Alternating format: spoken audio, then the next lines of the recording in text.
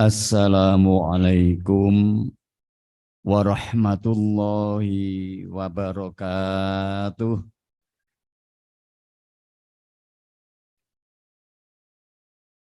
Innal hamdalillah nahmaduhu wa nasta'inuhu wa nastaghfiruh wa na'udzu billahi min syururi anfusina wa min sayyiati a'malina. Man yahdillah fala mudhillalah wa man yudlil fala hadiyalah. Asyhadu an la ilaha illallah wahdahu la syarikalah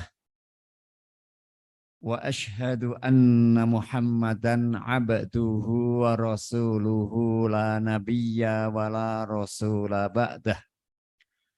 Allahumma salli wa sallim wa barik ala nabiyyina Muhammadin wa ala alihi wa ashabihi wa man tabi'ah wa mawalah. Wala hawla wala quwwata illa billah. Amma ba'du fa'usikum wa iyaya bitaqwallah wa ta'atihi fi sirri wal alan. Fa'ati'ullaha wa ati'ur rasula la'allakum turhamun. Yang saya hormati Takmir Masjid Al-Arqam, yang saya hormati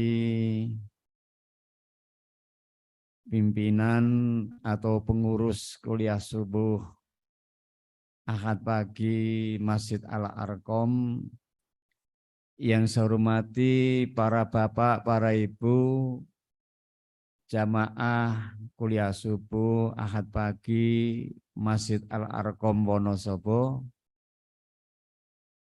hadirin hadirat yang senantiasa dirahmati dan dimuliakan oleh Allah Subhanahu wa Ta'ala. Marilah kita bersyukur kepada Allah yang telah melimpahkan rahmat, nikmat, taufik dan hidayahnya, sehingga pada pagi hari ini meskipun udara sangat dingin, tetapi kita masih diberi kekuatan untuk menghadiri pengajian kali ini. Semoga kehadiran para bapak dan para ibu dan silaturahim saya kepada panjenengan semua oleh Allah Subhanahu wa Ta'ala dinilai sebagai bagian dari amal soleh kita yang diterima dan diridhoinya.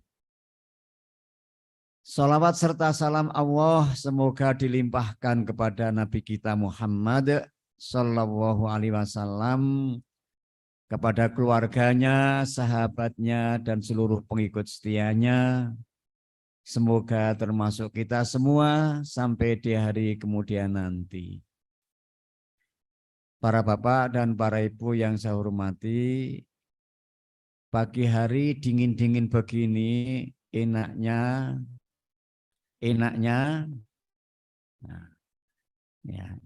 wedangan di rumah sambil ngadep gorengan. Kemudian cucu-cucunya pas kebetulan pada di rumah. Seneng pada kumpul keluarga. Tetapi ibu memilih susah payah berangkat ke tempat pengajian ini karena hidup itu juga merupakan pilihan.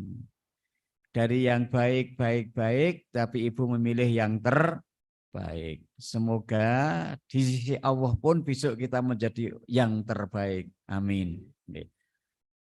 Para bapak dan para ibu yang saya hormati, saya akan melanjutkan pengajian yang lalu, yaitu prinsip hidup manusia yang salah. Teringat Bu? Ya. Meskipun demikian akan saya ulangi lagi dari depan supaya yang saat saya ngaji tempo dulu ada yang belum hadir supaya mengikuti kembali. Manusia sering berprinsip bahwa dalam hidup itu manusia cenderung memilih sesuatu yang akan ditinggalkan maupun yang akan meninggalkan. Leres, Bu? Manusia itu dalam hidup cenderung memilih sesuatu yang akan meninggalkan atau yang akan ditinggalkan. Seperti apa, Ibu-ibu? Nah, seperti jabatan, pangkat, kemegahan, kemewahan, harta benda yang melimpah. Memang Allah sendiri memang mengatakan hal itu. Zuyyina linnasi hubbus syahawati minan nisa'i wal banina wal qanatiril muqantarati minadz-dzahabi wal fiddati wal khairil musawwamati wal an'ami wal harth. Dzalika mataul hayati dunya. Wallahu indahu husnul ma'ab. Memang manusia sering cenderung mencintai lain jenis, laki-laki menyukai perempuan, atau bahkan sekarang ada model laki-laki menyukai laki-laki.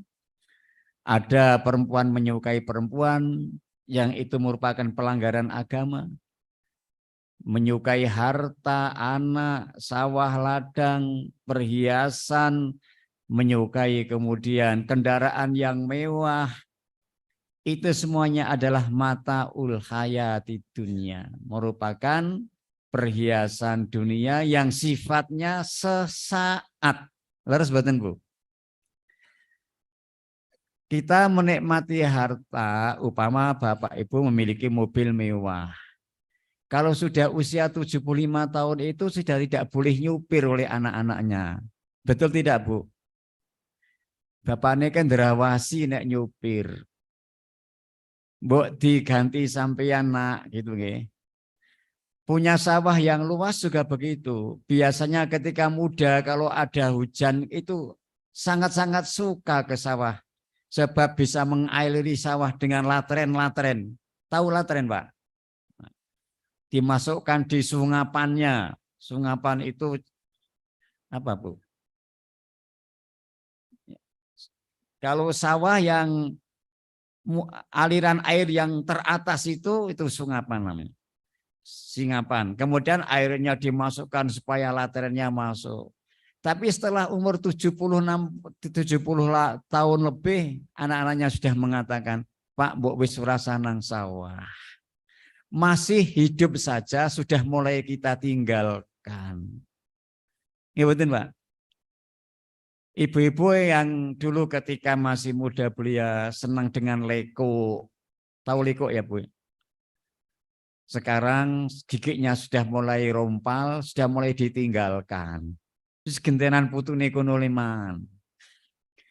Itu manusiawi dan hampir kalau manusia itu diberi umur panjang hampir pasti mengalami semacam itu. Tapi anehnya manusia dalam mengejar semua itu kadangkala sampai meninggalkan kewajiban-kewajiban agama. Padahal dalam hadis itu disebutkan yatba'ul mayyita salasatun. Mayit itu besok hanya akan diikuti 3 hal. Maluhu wa ahluhu wa amaluhu. Harta, keluarga, dan amalnya. Fayarji'u usnani, yang 2 akan pulang. Yarji'u maluhu wa ahluhu fayabqa amaluhu. Harta dan keluarganya akan kembali ke rumahnya. Hartanya akan dibawa pulang. Kemudian 1 yang menemani. Apa, Bu? Amal. Oleh karena itu kalau manusia itu hanya mengejar dunia, disindir oleh Allah dalam surat apa, Bu? Al-Baqarah. Surat Al-Baqarah yang berbunyi faminan nasi mayaqulu rabbana atina fid dunya wa ma lahum fil akhirati min khalaq. Faminan nasi, maka sebagian dari manusia mayaqulu Ada yang hanya berdoa saja untuk dunia. Hanya berdoa untuk dunia saja. Rabbana atina fid dunya. Ya Allah, berikanlah kepada kami kehidupan dunia yang mewah, yang serba lengkap, yang serba wah. Tapi orang yang hanya mengejar dunia yang serba wah itu, wa malahu fil akhirati min khalaq. Besok di akhirat orang yang semacam itu tidak akan mendapatkan bagian apa-apa. Sing ngendika sinten Bu? Gusti Allah. Apa kemudian kita tidak boleh mengejar dunia? Boleh. Tetapi dalam mengejar dunia itu tidak boleh melupakan kewajiban-kewajiban yang nanti akan kita bawa pahalanya sampai akhirat. Setuju mboten Bu? Di sini disebutkan faminan nasi farikun yaj'alu hammahu atau himmahu ad-dunya faqat. Ada sebagai manusia yang menjadikan kemauannya, harapan-harapannya itu hanya dunia saja. Fayat'u qailan, dan dia berkata, berdoa kepada Tuhannya, Rabbana atina fid dunya khissatan, sihatan, wa malan wa auladan. Ya Tuhan kami, berikanlah kepada kami di dunia ini kesehatan, harta, dan anak keturunan yang banyak. Wa haula'i laisa lahum fil akhirati hadzun wala nasibun. Tetapi orang yang semacam itu besok di akhirat tidak akan mendapatkan bagian apa-apa dari sisi Allah SWT. Li ruhbatihim anha wa qasri hammihim ala dunya. Karena mereka tidak menyukai kehidupan akhirat dan mereka pendek angan-angannya, hanya mengharapkan dunia. Nah, tetapi kita sebagai mukmin akan kembali ayat yang lain. Rabbana atina fid dunya hasanatan wa fil akhirati hasanatan wa qina adzabannar. Wa minhum, dan sebagian mereka termasuk kita semoga. Mayyakulu, ada yang berdoa Rabbana atina fid dunya. Ya Allah, berikanlah kepada kami kehidupan dunia ini yang baik. Hasanah. Wa fil akhirati hasanah, dan kehidupan di akhirat yang hasanah. Wa qina adzabannar, dan jauhkanlah kami, peliharalah kami dari siksa api neraka. Nah ini tafsirannya yang saya baca begini. Wa minan nasi farikun mu'minun. Sebagian golongan manusia ada orang-orang yang beriman. Yaqulu fi du'aihim, di dalam doanya mereka mengatakan Rabbana atina fid dunya. Ya Allah, berikanlah kepada kami di dunia ini afiatan, sehat lahir batin, sehat jasmani dan rohani. Karena orang yang sehat jasmani tidak sehat rohani, Bu. Ada orang yang sehat rohani tapi jasmaninya mungkin tidak. Maka kita mintanya afiah. Wariskon, dan kami mohon rezeki ya Allah. Mohon maaf Ibu, rezeki tidak hanya harta. Setuju Bu? Kita bisa bersenyum rezeki apa tidak?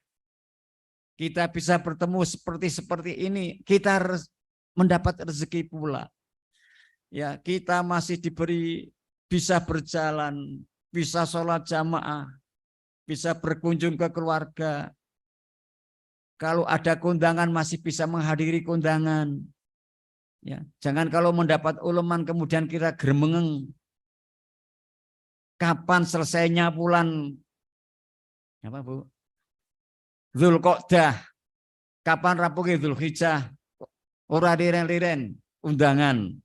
Kini urung dilakoni wis teko meneh, urung lakoni teko meneh, ndak usah gebrengeng. Mau mereka juga tidak minta sumbangan kok. Mereka minta doa restu kok. Ini orang nyumbang ya kebangetan.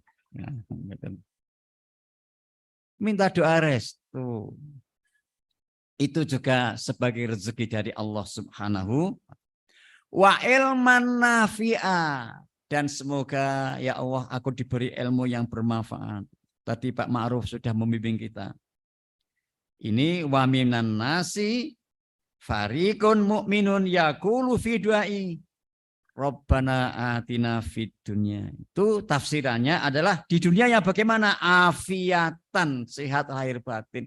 Sugiya kaya ngopo nek ora sehat, ora kanggo gawe duwite. Nggih mboten, Bu? Badhe dahar menika wingi wis dingendakani Pak Dokter ampun dahar niku. Nggih mboten? Akan ini wis ora entuk, ini ora entuk. Maka kita mintai pertama sehat jasmani rohani. Wariskon, minta rezeki tidak hanya duit, tidak hanya bondo, wa ilman nafi'ah, dan mohon ilmu yang bermanfaat. Tambah lagi wa amalan, mohon kepada Allah amal soleh yang diterima. Wa ghairu dzalika min umuri dini wa dunia, dan permohonan-permohonan lain dari urusan agama dan urusan dunia. Orang Islam tidak hanya minta urusan dunia, tapi harus juga minta urusan agama. Tidak hanya itu, wafil akhirati, dan permohonan di akhirat nanti adalah al-jannah, kita mohon swarga. Tidak hanya itu, wasrif anna ya Allah adzabannar, ya Allah singkirkanlah dari aku siksa neraka. Masya Allah. Wa hadza du'a'u min asma'il adiyati, dan doa Rabbana atina fid dunya hasanah ini adalah merupakan ya kumpulan doa yang istimewa dari Rasulullah SAW. Walihada kana aktsaru du'ain Nabi SAW kama sabata fi sahihaini. Oleh karena itu maka kebanyakan doa Nabi sebagaimana disebut dalam Bukhari dan Muslim adalah kebanyakannya doa Rabbana atina fid dunya hasanatan wa fil akhirati hasanatan wa qina adzab. Itu yang pertama, Bu, prinsip hidup manusia yang sering salah sudah kita luruskan, nggih Bu nggih. Kemudian yang kedua adalah prinsip manusia itu sering mengikuti hawa nafsunya. Manusia sering ditaklukkan oleh nafsu yang berkobar dalam dadanya. Padahal nafsu itu, Bu, tidak kunjung ada puasnya. Tidak pernah ada puasnya kalau manusia itu hanya mengikuti nafsu. Nek karepe nafsu dhewe esuk ngene iki kempulan meneh, sari meneh. Kalau ndurusi nafsu. Upama manusia itu diberi emas sebesar gunung, karena nafsu dia masih merasa kurang. Ingin lagi yang lain, ini lagi yang lain. Sampai disindir oleh Rasulullah, laukana libni adama wadiyani min dzahabin labtagho salisan. Seandainya anak Adam itu diberi 2 lembah berisi emas, pasti dia akan mencari lembah yang ketiga. Wala yamla'u jawafni adama illa turaf, dan tidak akan memenuhi perut anak Adam kecuali setelah dia itu dimasukkan di dalam tanah.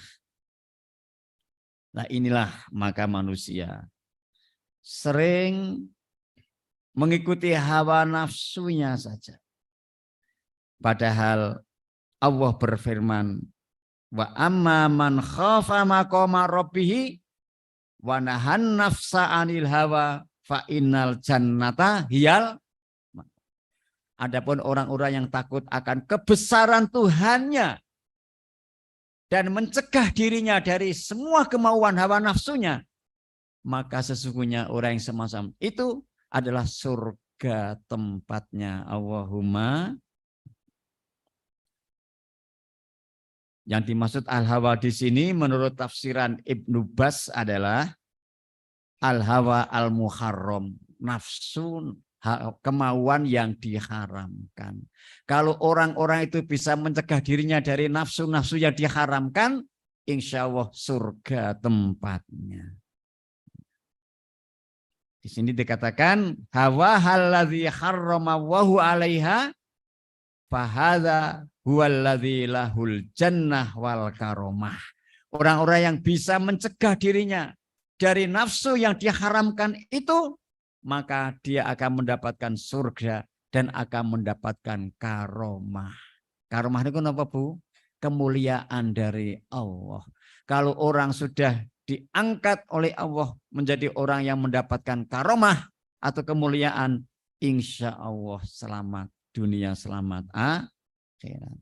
Fa inna nafsa, dikarenakan nafsu itu qatamilu ila zina, kadangkala condong atau cenderung kepada melakukan zina. Padahal Allah berfirman wala taqrabuz zina, kamu jangan mendekati zina. Anak muda didalili ini mengatakan yang tidak boleh kan mendekati, Ustadz. Kalau melakukan kan boleh. Tidak demi mendekati saja tidak boleh, apalagi wala taqullahuma uffin wala tanharhuma. Jangan kau berkata hus kepada kedua orang tuamu dan jangan kamu menggetak. Anak muda mengatakan yang tidak boleh kan menggetak dan bilang hus, kalau memukulkan boleh. Tidak seperti itu, kias yang salah, itu begitu. Ya, kebablasan. Jadi waqtamilu ila zina, waqtamilu ila zulmin nas. Kadangkala nafsu itu mengarah kepada penganiayaan terhadap orang lain, mengurangi hak-hak orang lain. Waqtamilu ila asya'a ukhra, dan kadangkala nafsu itu mengajak kepada sesuatu lain, ya, hal-hal lain, mimma harramahu, apa-apa yang diharamkan oleh Allah. Kemudian fatahwi dzalikal asbab, kemudian dengan itu seseorang bisa hancur karena nafsunya. Mau nih wis kepenak-kepenak, dadi wong cilik tentrem, mbok dadi wong gede kepengin werna-werna, akhirnya dengan jabatan yang dimiliki itu tidak menjadi tenang, malah menjadi gelisah karena masih merasa kurang, akhirnya dia korupsi, TOT oleh KPK, akhirnya pakai baju kuning masuk penjara. Karena apa? Karena dia melanggar nafsu yang diharamkan oleh Allah Subhanahu wa ta'ala. Nah, Masya Allah, itu. Kemudian ada hadis yang mengatakan orang yang cerdas itu adalah orang yang bisa menahan nafsu yang diharamkan. Dan dia orang yang senantiasa beramal untuk sangu setelah wafatnya nanti. Sedangkan orang yang lemah itu adalah orang yang senantiasa mengikuti hawa nafsunya dan dia senantiasa mengharapkan pahala dari Allah sementara dia tidak mau beramal. Hadis riwayat sinten, Bu? Tirmidzi nggih. Al-kayyisu man dana nafsahu wa amila lima ba'dal maut wal ajizu man ittaba'a nafsahu hawaha wa tamanna 'ala Allah. Nih. Masya Allah, nggih. Orang yang pandai itu, orang yang cerdik itu, orang yang senantiasa bisa mengekang nafsunya yang jelek itu, dan yang senantiasa beramal untuk sesudah matinya. Sedang orang yang lemah adalah orang yang senantiasa mengikuti nafsunya, ya, kemudian mengikuti hawa nafsu yang tidak diridhoi Allah, dan dia mengharapkan mendapatkan pahala dari Allah padahal dia tidak mau beramal. Nah, ini insya Allah, Bu, kita sebagai warga muslim, kita tidak akan terjebak dalam hal-hal yang semacam itu, akan konsisten istiqomah untuk bisa bersama-sama menanggulangi nafsu yang tidak disenangi oleh Allah Subhanahu wa ta'ala. Prinsip manusia ketiga yang salah adalah Manusia dalam pergaulannya suka dengki terhadap saudaranya karena harta.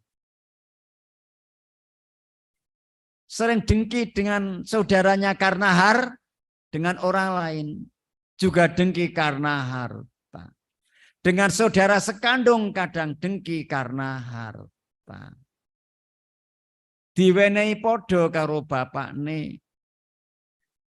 Rumangsane bapakne wis adil. Ning sing kene bisa mengembangkan sebab uripe yo ngati-ati. Oleh sak gori dimam sak ranti. Ning sing sijine oleh sak ranti mame sak gori. Ngertos maksudnya Ibu? Sing kono gemi ngati-ati nastiti, sing kene boros. Wong blonjo 20.000 wis cukup, dadak blonjo 150.000 mergo gengsi. Akhire sing kene bisa ekonomine melejit. Sing kene akhire saya meret, akhire malah njur dengki karo adine utawa karo kakane sing luwih apik ekonomine. Kali kancane nggih ngaten. Mlebune pegawe mungkin padha modale ijazahe padha. Golongane padha. Ning sing kene ngati-ati. Ora jajanan, ora ududan, ora seneng remi totoan. Sing kene ngati-ati geminas titi. Akhirnya sini dinilai dengan negatif oleh atasannya, yang sini dinilai positif, sini dul-dul, akhirnya kini jengkeli. Enten mboten sing ngeten iki Bu. Wono sepo mboten enten. Nah.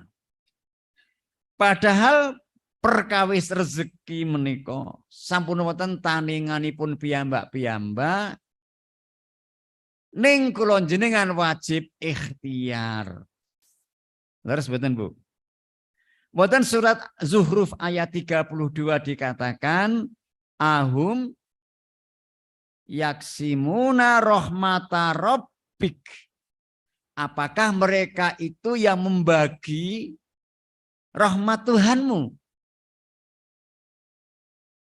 Ini pertanyaan dari Allah sing tidak perlu dijawab. Jawabannya pun enten teng pikiran kula jenengan. Yang membagi rahmat Tuhanmu adalah Allah atau Tuhanmu. Sedang Allah di sini berkata pakai istifham ingkari, ahum yaksimuna rahmata rabbik, apakah mereka sendiri yang membagi rahmat Tuhanmu? Nahnu qasamna bainahum ma'isyatahum fil hayatid dunya. Kami sendirilah kata Allah yang membagi di antara mereka rezeki-rezeki dan kehidupan di dunia ini. Sing kono taningane rezeki semene, sing kene taningane rezeki semene, sing kene diukur semene, nek dikai semene mungkin dia dadi wong orang syukur marang nikmat. Sing kene tak kei semene mungkin malah njur ngibadahi ora temenanan. Sing kita kei semene iki malah njur kerep ngibadah sebab butuh banget karo Gusti Allah. Nek kita kei semene dadi wong sugih malah njur lali karo Allah. Sakit batin Bu ngenten nggih Bu.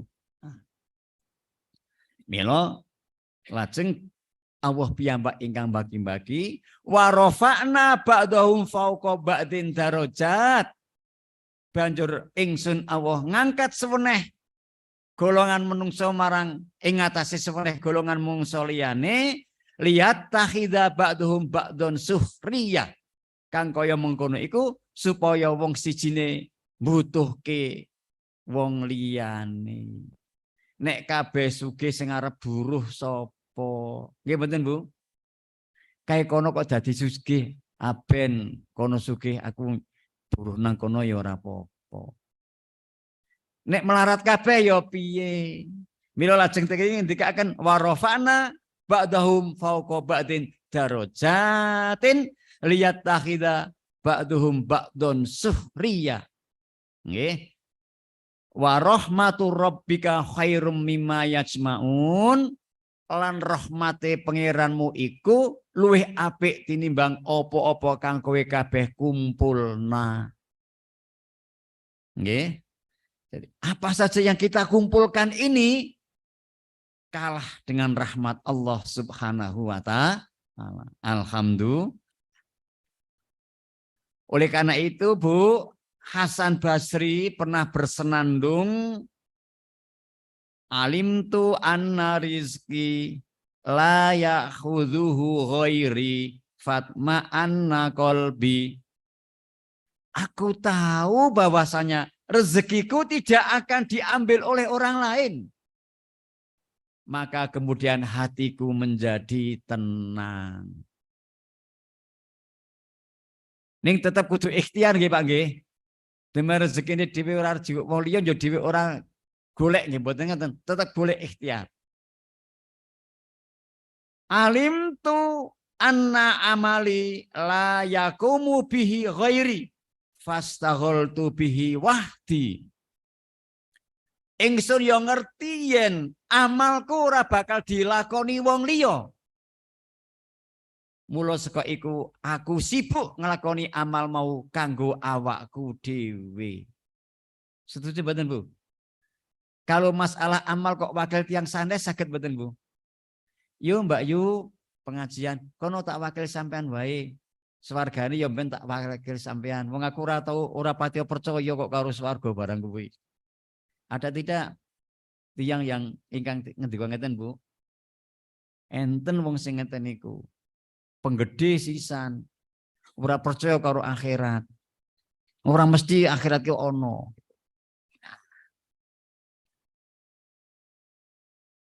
Piyantun sampun 17 tahun kancane mangkat Jumatan, ora mangkat Jumatan mongko wong lanang isih pinarak nang ngarep lawang. Mentritian. Monggo Pakde Jumatan kono wakil kowe wae. Kita pripun Pak ngeten niku? Cocok nggih? Cocok li ora setuju maksudnya. Yo Pakde pengajian, yo tak wakil sampean wae. Wis kono salah siji sing mangkat. Menyalai ini. Amal itu tidak bisa dilakukan oleh orang lain, harus kita sendiri yang beramal. Nggih. Wa alimtu anna wa mutliun alayya fastahyaitu ayyaroni asian. Dan aku sadar, aku tahu bahwasanya Allah itu senantiasa melihat aku. Maka aku malu dikala Allah melihat aku, kok aku baru berbuat maksiat. Maka bagi orang yang beriman, ketika sendirian, kayak banyak orang, kayak di pasar, kayak di rumah, kayak di mana-mana, tetap dia berpegang kepada hadis Nabi, ittaqillaha haitsuma kunta. Takwalah kepada Allah di mana saja kamu berada. Tidak ada sekedip pun dari mata kita untuk kita gunakan bermaksiat kepada Allah. Maka pengajian itu tidak hanya cukup di YouTube, harus datang di majelis taklim.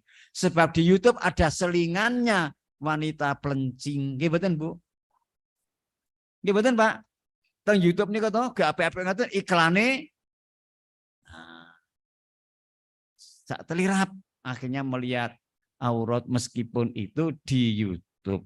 Mesti wah mendah jeung ngono. Ora didelok eman-eman, delok dosa. Mboten, Pak? Wa alimtu annal mauta yantaziruni fa'adatu zata liliqa'i rabbi. Dan aku sadar bahwasanya kematian itu senantiasa menantiku. Maka aku bersiap-siap untuk mencari bekal. Untuk bekal menghadap Tuhanku. Ini ucapan Hasan Basri. Dia adalah seorang imam, seorang syekh yang bernama Al-Imam Al-Hasan bin Yasar Al-Basri Abu Said. Dia lahir pada tahun 21 Hijriah. Dia min ulama'i ahli sunnah wal jamaah. Wulida rahimahullah ta'ala fi awakhiri khilafati Umar bin Khattab. Dia lahir pada akhir pemerintahan Umar bin Khattab. Dia masih golong tabi'in karena masih bertemu dengan para sahabat. Kemudian yang nomor 4 Bapak Ibu, prinsip manusia yang salah adalah manusia selalu memandang dan menilai orang lain dari segi jabatan, dari segi pangkat, dan dari kedudukannya. Dalam segi harta benda dan kekayaan bendawi. Pun nek muni ana wong pangkat, wong anyar, ketoke wong pangkat, manggon jejer omahe kula jenengan, kabeh sak desa ngundangke Mas kabeh. Karo sing wedok ngundangke Jeng kabeh. Aja terus ke muni kok jadi jengkok. Dimonggo-monggo dihormati. Bahkan sampai tolok ukur seseorang itu sukses. Kadang-kala diukur dari hartanya, dari pangkatnya. Sehingga nek anake bali saka kutha nganyari mobil, bapakne bangga banget muni anakku sukses. Ora takoni isih sok jamaah apa ora le. Nggih mboten, Pak? Harusnya ke pertanyaannya yo kowe isih sok jamaah, ajek jamaah kaya mben kek melu bapak mbok apa ora le. Harusnya ke begitu pertanyaannya. Ning muni wah, mobilmu kok anyar li bapak seneng. Ya bapak diterke nang kutha tak melu numpak. Tolok ukurnya hanya segitu. Sehingga kalau ada orang desa X, dia kemudian pindah ke desa Y, ketika berangkat itu dia 0, ketika pulang dia ketoke kok ekonomina muncer terus menikahi sukses. Yo ora ditakoki sampean baru jamaah ngaji nanti tiap hari apa pengajian kamu kemudian ikut sering sholat jamaah di mana. Kadang tidak kesana pertanyaannya, ning hanya pertanyaannya, kowe kok sukses kok pinter temen le nyambut gawe. Masya Allah, nggih. Monggo sakmenika kalau sekiranya ada keluarga kita yang dari segi ekonomi jabatan pangkat dhuwur, maka harus juga kita ingatkan bahwa itu sesuatu yang sementara. Karena Allah itu tidak akan memandang hartanya, pangkatnya, jabatan, tapi memandang kepada hati dan amalnya. Inna wahala yang dzuru ila ajsamikum wala ila suwarikum walaki yang dzuru ila qulubikum wa a'malikum. Setuju, Pak? Sebab niki biasanya wong ngeten niku sing dipandang wah pangkate jabatane. Nek karo wong sing ngono sing salaman nyucup-nyucup ora karuan, nek karo orang duwe seakan-akan dia ora noleh. Nggih mboten? Masya Allah Pak, kula badhe cirias mboten mriki Pak. Saya punya teman.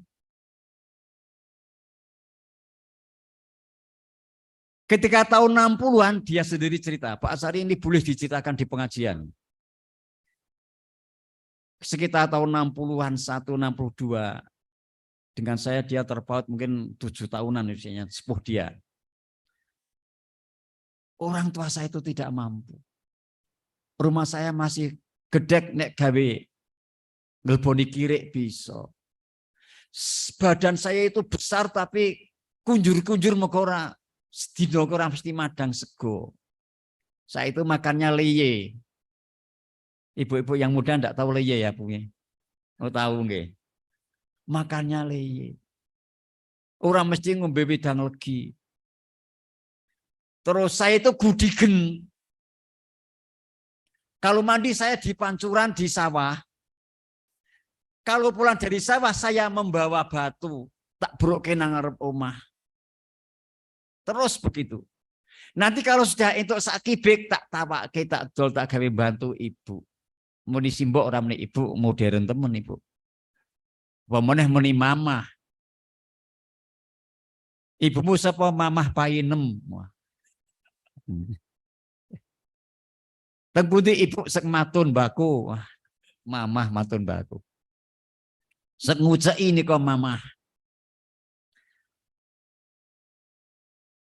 Akhirnya tanggane niku Bu, semerep kanca kula ngebrokke watu, bruk kali nota watu, tanggane sing omahe gedung saat itu tahun 60 kan rumah gedung siloko dengan kula.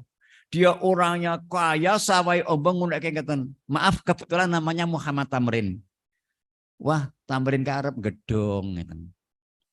Muni dunia ke Arab gawe omah gedung. Sakit hati dia. Ya Allah, orang kok menghina saya. Semoga apa yang diucapkan orang itu terlaksana bagiku ya Allah. Akhirnya anak ini masuk di pantai asuhan Muhammadiyah Temanggung. Nah, orang duwe. Di tahun 52 itu sudah ada pantai asuhan Muhammadiyah Temanggung. Itu tahun 60-an sekian. Di asuh tenggeriku, sekolah di pendidikan guru agama. 4 tahun di PGA Muhammadiyah Temanggung, pendidikan guru agama. Lulus terus PGA negeri 6 tahun di Magelang. Teng Magelang, orang tahu kirimi duit kali mbok nih. Sebagai lover susu, dia menumpang di rumah seorang polisi, dia digemateni oleh polisi itu dikai gawean. Kon lover susu, jur di sekolah diragati dia. Setelah itu dia dibenum sebagai CPNS golongan 2, tugasnya di Jakarta. Bocah desa omahe nang gunung, tugas nang Jakarta. Tapi karena didorong oleh ucapan orang tonggo sing kasar itu menjadi pendorong. Akhirnya kalau pagi dia itu kuliah di IAIN, sorenya dia mengajar. Jadi mulang dia pinter, jaluk mulang sore. Pagi dia untuk kuliah. Kalau malam digunakan untuk ngeles. Akhirnya lulus sarjana muda, titelnya BA, melanjutkan jadi dokter Andes. Di Jakarta 14 tahun, pulang di Temanggung sudah golongan 3B saat itu. Akhirnya dia menata diri dan keluarga. Di sana perumahan sing elit di Temanggung. Rumahnya dong, anaknya sekarang doktor, ada yang dokter. Dia pensiun golongan 4D. Dulu Pak 4D itu Pak. Nih. Akhirnya orang yang dulu menghina sekarang berantakan anak orang sing dadi gandeng anak ibu dua rado sekolah mergo ngendulke kesuhane bapak nih akhirnya jari nih teman saya itu sudah satu persatu hartanya dijual. Jadi ora kena ngenyek marang uang. Wah. Terus saya bilang Pak Tamrin pengajian lakoni sampai tak gawe ngajirin hari ini gawe motivasi orang. Orang apa aku seneng saja saya. Boleh silakan. Hati kula pun oleh palilai dheweke. Wis oleh izine dhek orang itu izine kula mboten purun ndonga ngeten iki.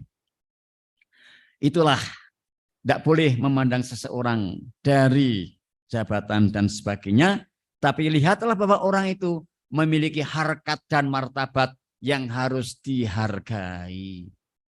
Karena pendoliman atau mendolimi seseorang itu, manakala orang yang didolimi tidak ridho, urusannya sampai akhirat bisa membuat orang itu menjadi muflis gara-gara di dunia dulu pernah mendolimi orang. Ya betul Bu. Maka dalam hadis dikatakan, la fadla li arabiyin ala ajamiyin. Tidak ada yang lebih utama orang Arab di atas orang Ajam. Orang Ajam itu orang asing kata sekulon jenengan. Walali ajamiyin ala arabiyin juga orang Ajam tidak lebih unggul daripada orang Arab.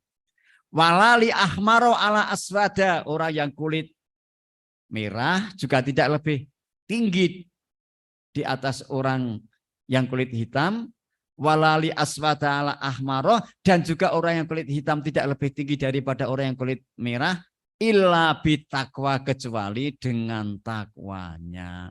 Kulit panjenengan kali kula sawu mateng Bu, insya Allah menawi langkung takwa langkung unggul ing ngarsane Allah dibanding tiang ingkang kulitipun putih. Nggih mboten Bu? Nah. Luweh panjen takdiri kaya ngene. Takdiri kula kan sawu mateng Bu, ora iso ngarani. Nggih mboten? Orang itu lahir dari ayah siapa, di mana, dengan kulitnya bagaimana itu takdir ilahi. Sing ora iso dipikirke menungso. Nggih mboten? Nek bisa ngarani ya dadi sing santik jelita nggih nggih. Matur nuwun nggih. Jadi hadis niki, hadzal hadis yunasibu qaula ta'ala ya ayuhan nasu inna khalaqnakum min dzakari wa unsa wa ja'alnakum syu'uba wa qabaila lita'arafu inna akramakum indallahi atqakum innallaha alimun khabir. Surat Al-Hujurat 13. Jadi hadzal hadis yunasibu hadhil ayah al-karimah. Hadis ingkang kula waos wau niku nyocoki kalian ayatipun Allah surat Al-Hujurat ayat 13. Wahai sekalian manusia, sesungguhnya aku menciptakan kamu dari seorang laki-laki dan dari seorang perempuan, dan aku menjadikan kamu bersuku, berbangsa-bangsa dan bersuku-suku bangsa itu untuk saling mengenal, tidak saling menghina, tidak saling mengejek. Inna akramakum indahu atqakum, sesungguhnya orang yang paling mulia di sisi Allah di antara kalian adalah orang yang paling takwa kepadanya. Innallaha alimun khabir. Lanjutan ayatnya. Oh, niku ingkang nomor pinten, Bu? Nomor sekawan. Prinsip salah manusia yang nomor 5 adalah manusia kalau mendapatkan sesuatu yang berharga bagi dirinya, disimpan rapat-rapat, disimpan baik-baik. Karena takut dicuri orang. Ya betul, Pak? Bahkan tidak mau mengeluarkannya. Dianggapnya itu miliknya secara mutlak. Ya betul, Bu?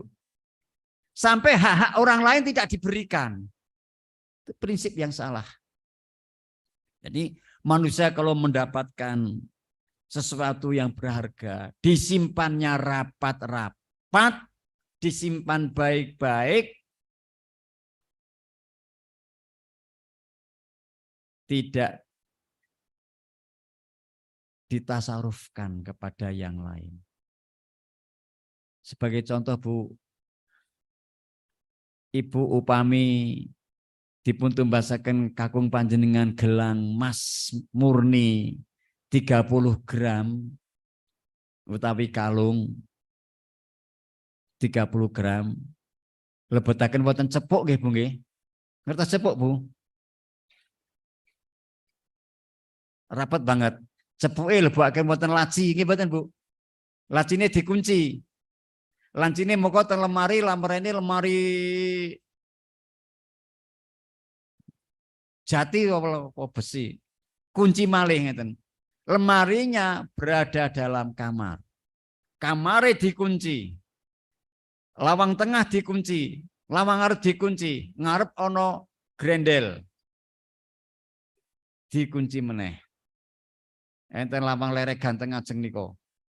Wong arep ditinggal lunga kuwatir ilang. Nggih mboten? Lingrekso lingrengkuh rewangi kaya ngono. Lah niku. Biasane sare ngleketer.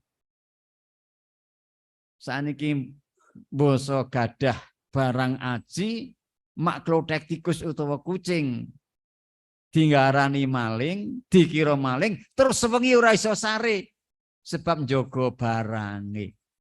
Nggih mboten, Bu? Watak manusia seperti itu. Padahal menurut ekonomi Islam bukan ekonomi kapitalis, bahwa harta itu adalah milik Allah, sedang manusia itu sekedar dititipi, dan itu ada hak-hak lisaili wal mahrum.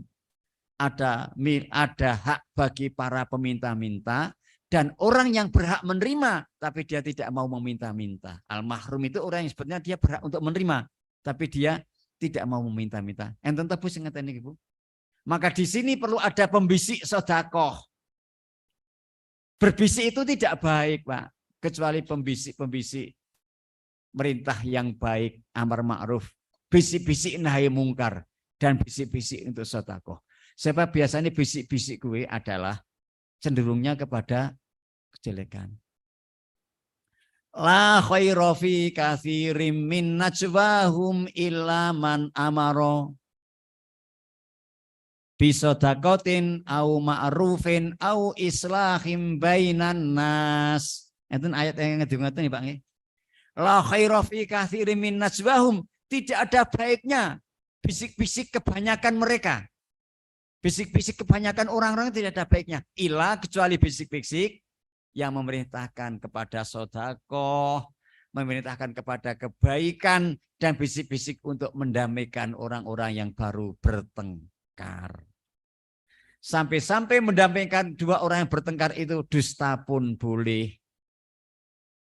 Saiki enten wong lanang wong wedok gek purian. Ngertos purian, Bu?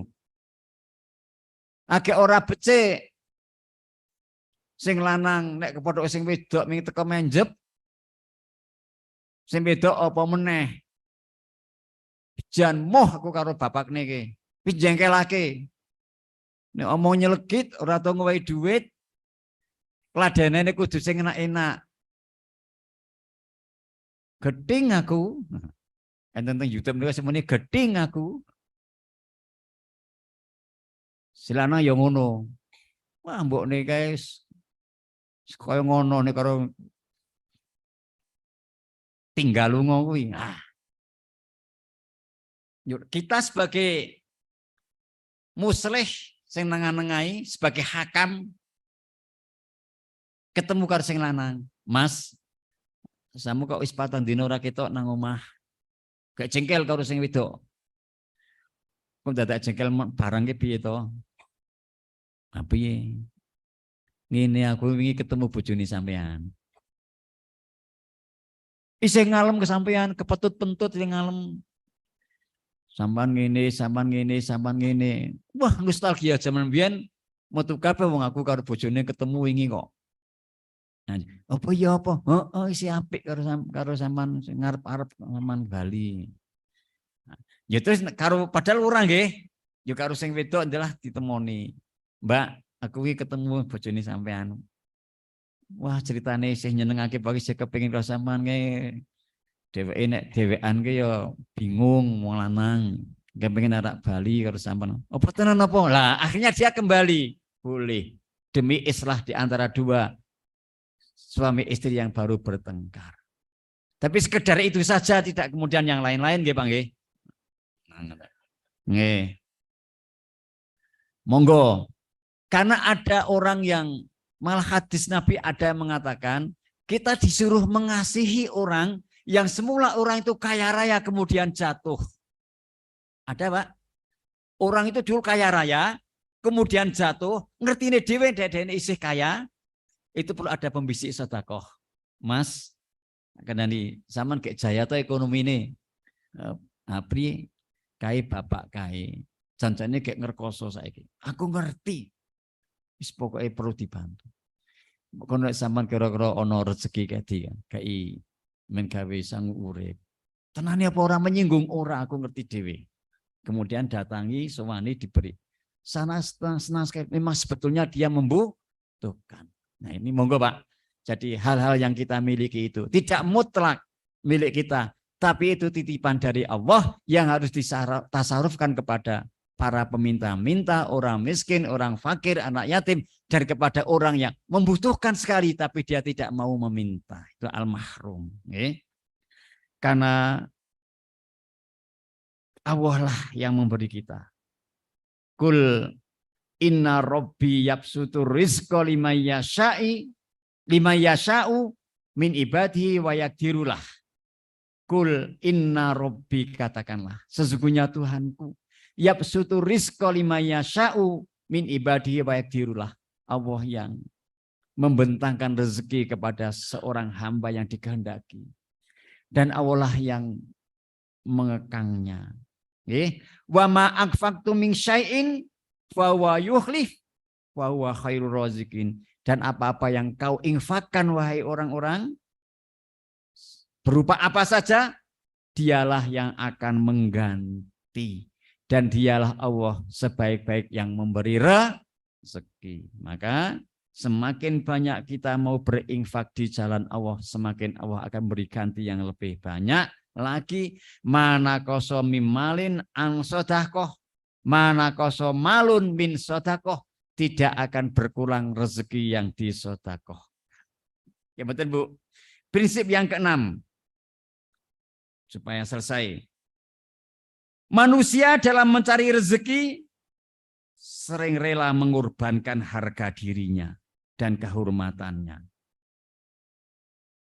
Wow, kasih jam 6.15, lirene jam 7.15 gitu. Manusia dalam mencari rezeki sering rela mengorbankan harga dirinya dan kehormatannya. Bahkan sering mengorbankan keyakinan agamanya. Masya Allah ya.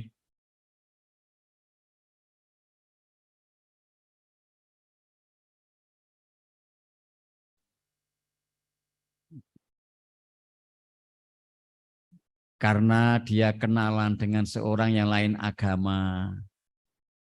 Kita kok mentereng uripe. Terus dipengaruhi, disenyumi, bendino, waiting trisno jalaran, waiting trisno because kulayen, waiting trisno jalaran suka kulino, akhirnya medek, ya enggak. Padahal si laki-lakinya juga sudah punya istri, dia menjanjikan macam-macam, ya. Kemudian serahkan dirinya dengan laki-laki itu. Dijanjeni, dik pokoknya beres ngisuk tak rabeni, tak nikahi pokoknya.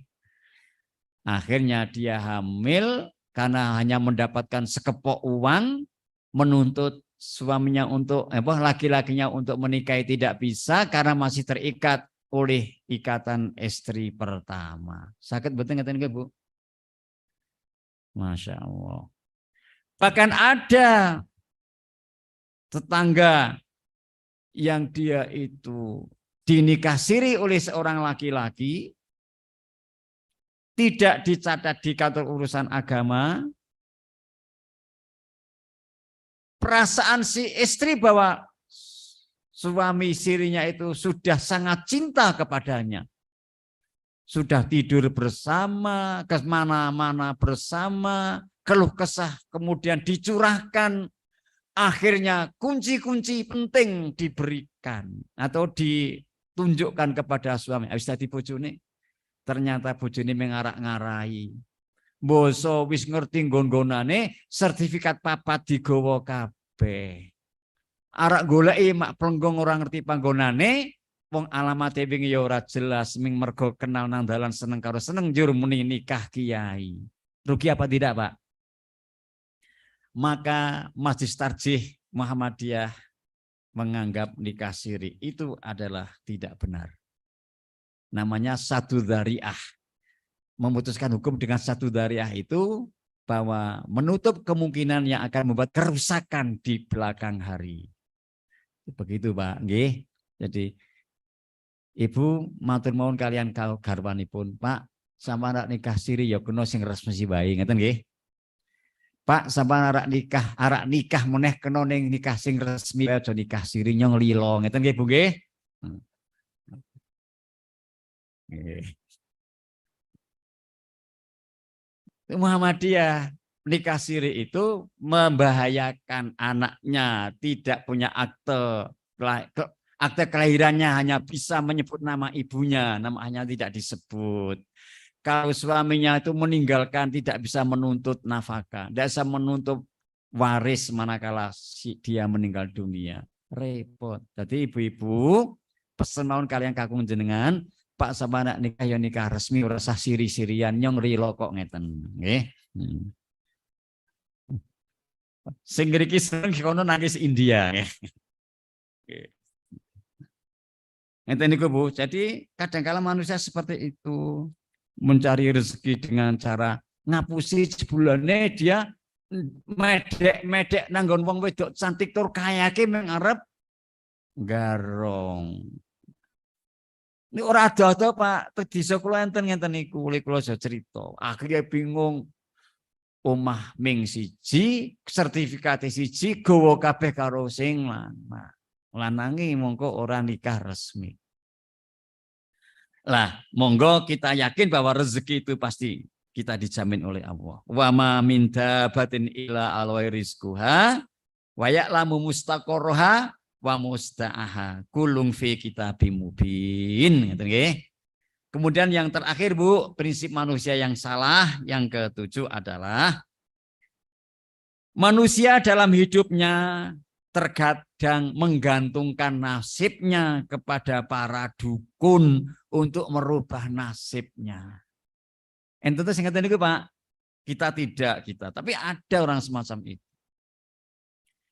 Bahkan kemarin itu ada informasi yang sampai kepada saya, ada seorang laki-laki masih usia 28 tahun, dia setiap mendekati seorang istri sudah rembug dadi gagal, rembug dadi gagal, rembug dadi gagal, sampai 3 kali. Akhirnya ditakoki nang dukun, muni cah lanang ki ketempelan jim wedok. Muni cah lanang ketempelan jim wedok, nek dhewe seneng karo cah wedok jime ora ridho, wong jimnya sudah menyatu. Jebulane sing nggawa crita niku adalah besane bapakne. Niku cilakane nek ndek besan wong ora iman, Pak. Ndek besan ahli dukun niku nggih payah. Dadi korban keluargane dhewe. Wah, akhirnya gendro antarane sing kene karo kene. Wis bukan dadi kok kan wah, sing kene muni, aku pun mboten seneng kok mboten seneng. Ora seneng dia ono jime masalah ngoten. Jim wedok. Akhirnya kan menjadi maksiat niku, Bu. Atau ada orang kaya raya le nyambut gawe wis ngrekoso prihatin banget dadi wong sugih, tanggane sepele menika ngingu tuyul. Kae wingi amek nang kono. Bahkan ada di suatu tempat katanya harus ada ritual tertentu untuk mendapatkan sesuatu yang akan diangan-angankan. Dia harus melakukan hubungan seksual dengan lain jenis yang bukan istrinya. Pun nanti ceritakan Pak. Di sebuah gunung tertentu. Di sana ada penjajah semacam itu. Salah satu saat. Ada lagi yang mendukun, kowe kudu wani numbal anakmu. Anakmu kudu diguwak salah siji. Mbuh piye carane guwak? Nek kowe ora dadi wong sugih, nek takon nangon aku ngono kuwi. Ada yang semacam itu. Nek anakmu lahir anak mbarep kok lahire padha karo kowe wetone kudu diguwak. Ora gua rak gawe sial kanggone keluargamu. Enten to crita ngeten niku, Pak. Iku ngrusak akidah, kerusak masyarakat. Mbok punlah kula jenengan wa may yattaqillaha yaj'alahu makhraja. Takwa marang Allah, tawakal marang Allah, insyaallah ono dalan keluar. Kehidupan yang kita alami, kita jalani saja dengan penuh ridho, serahkan diri kepada Allah SWT. Insya Allah, Allah yang akan mengatur kehidupan kita. Setuju betul Pak? Pun ngeten mawon. Kok terus gampang temen. Nasibe takoke nanggon wong.